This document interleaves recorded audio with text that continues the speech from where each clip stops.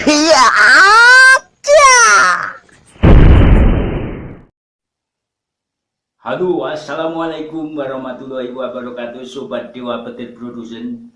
Semoga teman-teman selalu diberi kesehatan dan umur panjang, amin amin ya robbal alamin. Sobat Dewa Petir Production, semoga rekan-rekan semua masih tetap setia bersama Dewa Petir Production. Selamat datang para kesatria penerus penghuni bumi. Selamat datang para kesatria penerus penghuni bumi. Teman-teman, suatu ketika di suatu tempat,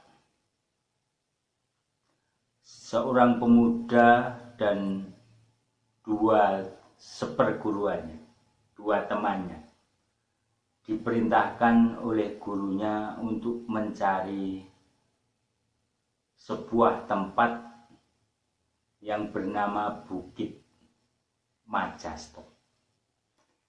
Pemuda itu sering juga disebut atau diberi nama Joko Tingkir. Joko Tingkir, untuk mencari tempat itu ia menelusuri sungai dengan gedeknya ya, dengan perahunya. Akhirnya Joko Tingkir berhasil menemukan tempat yang ia cari dan ia menambatkan perahunya di bawah pohon asemnya. Setelah itu ia turun dari perahunya, kemudian ia naik ke bukit itu. Di situ adalah Bukit Majasto yang sekarang dikenal dengan Bumi Arum Majasto. Joko Tingkir ingin menemui seseorang yang merupakan murid dari Sunan Kalijaga. Murid dari Sunan Kalijaga yang bernama Eyang Sutawijaya atau Eyang Sutawijaya. Disinilah Joko Tingkir mendapatkan perintah-perintah dari Eyang Sutawijaya.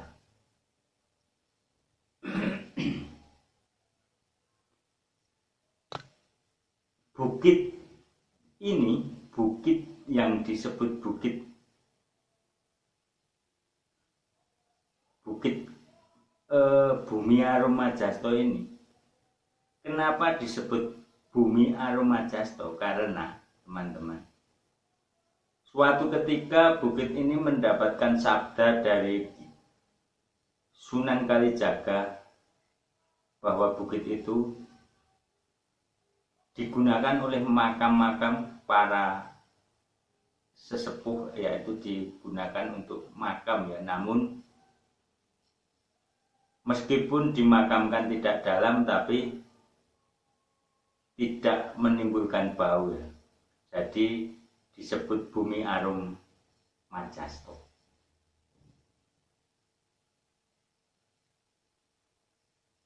Bagaimana kelanjutannya teman-teman? Jadi bukit ini sebelum Eyang Sutawijaya itu datang, bukit ini terdapat kuburan Hindu ya.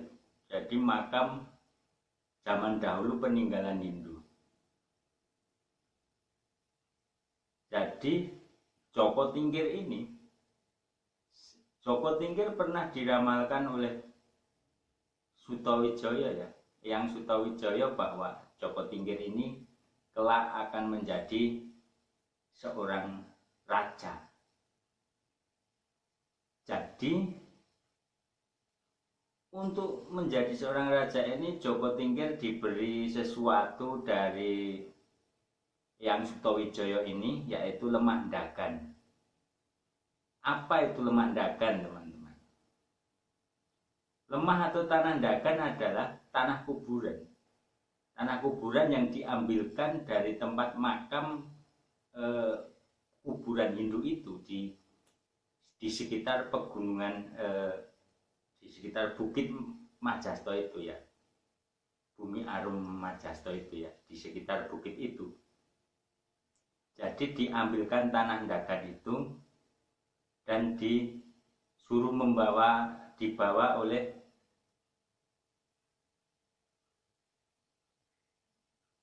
Joko Tingkir itu tadi. Dan Eyang Sutowijoyo berpesan, teman-teman, nanti kalau kamu ketemu dengan kerbau, maka masukkanlah tanah dagan itu, tanah kuburan itu, ke dalam telinga kerbau itu. Jadi Eyang Sutowijoyo berpesan kepada Joko Tingkir seperti itu ya. Dan benar, saat perjalanan pulang ke Demak, Joko Tingkir ini bertemu dengan kerbau, seekor kerbau yang sangat besar dan kuat sekali ya teman-teman. Akhirnya benar juga, tanah dagan ini dimasukkan ke dalam telinganya kerbau itu, teman-teman. Jadi kerbau itu mengamuk, teman-teman, mengamuk dan ke kerajaan Demak itu ya teman-teman, kerbaunya. Jadi seluruh prajurit di Demak itu tidak bisa menghentikan amukan kerbau ini, teman-teman. Prajurit dan Tantama, Panglima Tantama tidak bisa menghentikan amukan kerbau ini karena kerbau ini sangat kuat sekali. Dan kalau kerbaunya sangat sakti, teman-teman, jadi ngamuk kerbaunya ya teman-teman. Jadi Sultan Trenggono, yang Sultan dari Demak itu, Sultan Trenggono namanya ya teman-teman, sedang babat alas di Donorojo. Babat alas di Donorojo. Saat babat alas itu kerbaunya mengamuk ya teman-teman. Jadi prajurit-prajurit dari Demak tidak bisa menghalaunya. Dan keadaannya sangat kacau sekali saat itu teman-teman. Saat kacau, sangat kacau sekali, prajurit nggak bisa menghalaunya. Jadi kerbaunya ini sangat kuat sekali. Kemudian saking bingungnya, ini Sultan Demak ini, Sultan Trenggono ya, jadi membuat sayembara teman-teman. Isi sayembaranya yaitu barang siapa yang bisa menangkap atau membunuh kerbau itu, maka akan dijadikan prajurit Tantama atau akan dijadikan suami dari putrinya yang bernama Ratu Kambang. Jadi sayembara ini sangat ramai sekali ya, banyak sekali prajurit dan warga-warga yang mempunyai kesaktian ingin menghentikan kerbau itu ya teman-teman. Namun tidak seorang pun yang bisa menghentikan kerbau itu. Kerbau itu tetap mengamuk di Donorojo itu tadi. Kemudian datanglah seorang pahlawan ya teman-teman. Pak pahlawan yang baru datang yang bernama Joko Tingkir. Joko Tingkir ini bergelut dengan kerbau itu ya. Akhirnya Joko Tingkir ini menang melawan kerbaunya. Karena ya itu tadi, dia tahu kelemahannya ya, bisa menaklukkan kerbau itu. Setelah Joko Tingkir berhasil menaklukkan kerbau itu, maka para prajurit bersorak-sorai, senang ya. Dan apa yang dijanjikan Sultan Trenggono itu dilaksanakan ya teman-teman.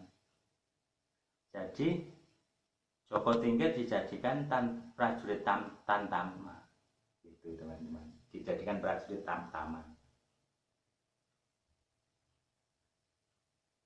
Jadi cerita sedikit dari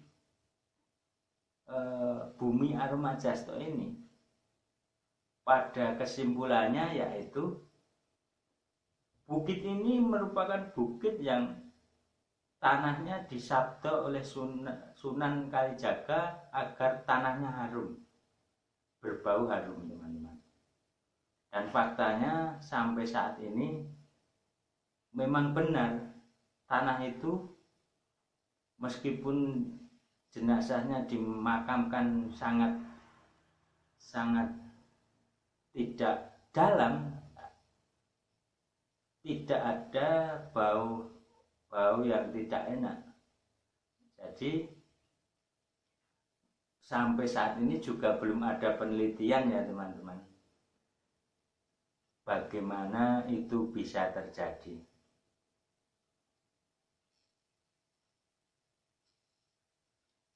Oke teman-teman, itu sedikit cerita ya, sedikit cerita dari cerita yang berkembang di masyarakat tentang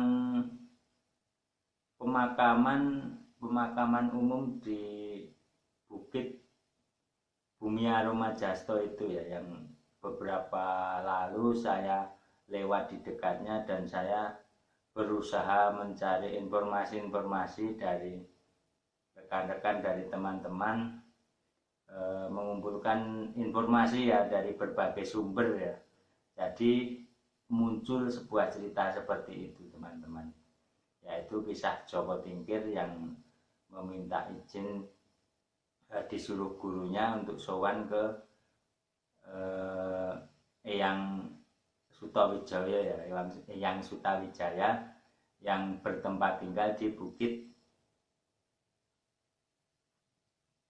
Bumi Aromajasto ini, yang kelak Eyang Sutawijaya ini bermakam pula di Bukit Bumi Aromajasto itu sampai sekarang ya teman-teman, yang lebih dikenal, sehingga di bukit ini dijadikan makam pemakaman umum dan juga dijadikan sebagai tempat-tempat ziarah oleh para pencari berkah teman-teman.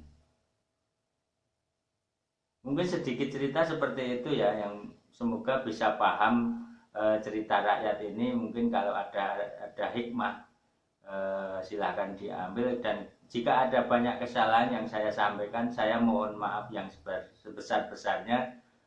Mungkin terlalu sempit pengetahuan saya ya tentang informasi-informasi itu.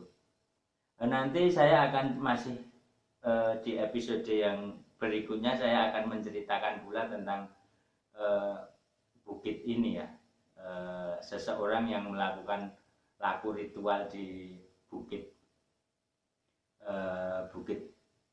Bumi Aromajasto ini ya, tanpa nama, tanpa tempat, tanpa itu, namun saya akan berusaha menceritakan sebuah cerita yang berkembang di masyarakat, dan itu entah benar atau tidak nanti silahkan pahami sendiri. Oke, akhir salam, wassalamualaikum warahmatullahi wabarakatuh. Salam.